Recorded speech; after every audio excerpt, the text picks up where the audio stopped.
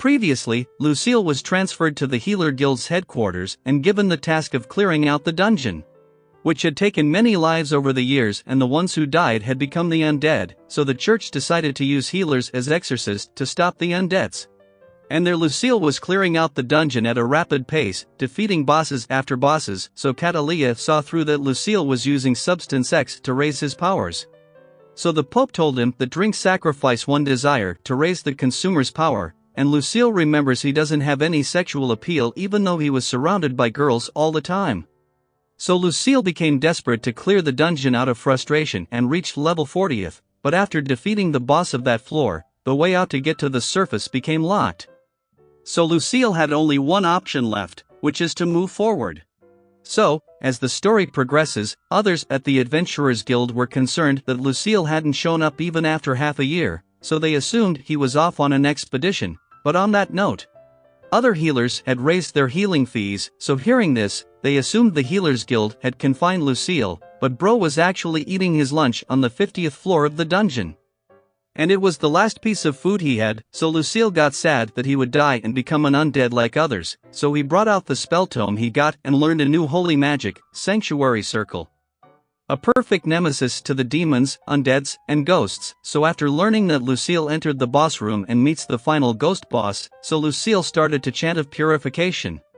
But the boss didn't let him finish the spell and released some of its minions, so Lucile used Purify on them. There Lucile saw that Deadweight is using dark magic. So he brought out Sanctuary Circle he just picked up, but boss moves towards Lucile with Carefree Thought and got burned from the Holy Circle. That sure was effective, but it took a jack ton of magic to cast, so Lucile realized he has to take out that boss quickly, so he once again casted the same magic and sent the circle to the boss. It worked miracle, but Lucile saw the real soul of the undead was trying to tell him something, but aside from that, Lucile got a new forbidden holy magic book. And then a door begins to shine and Lucile thought it must be a way out, but his hand got stuck and new way got opened. But before going in, Lucile prepared himself just in case for a surprise fight. Then getting down the staircase he saw a dragon was down to the floor, but he seemed like an undead, so Lucile drinks full batch of MP potion and runs out to cast another Sanctuary Circle.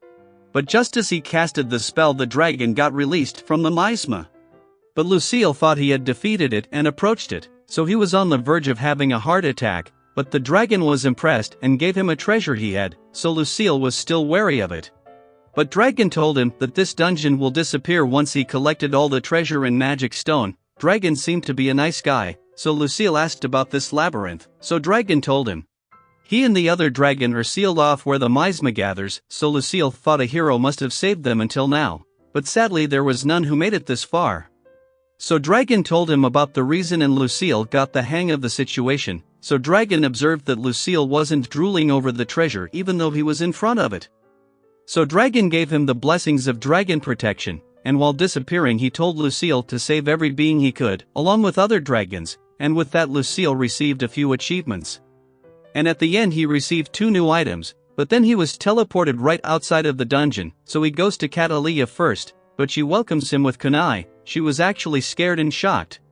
But seeing Lucile, she jumps onto him in happiness that he's alive. He was stuck in that dungeon for a half a year, so Catalia thought Lucile had returned as an undead.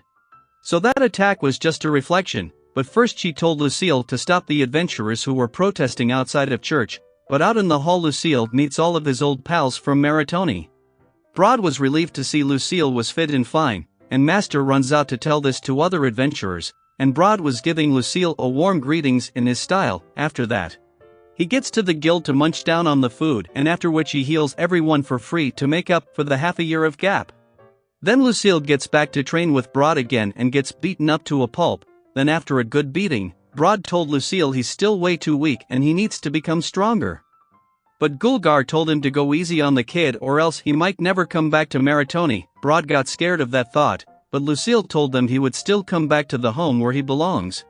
So Galba told Lucile to learn his fighting style which would suit his weak body, but Broad becomes protective of Lucile. But aside from that, Galba asked Lucile which girlfriend would he bring back to Maritoni.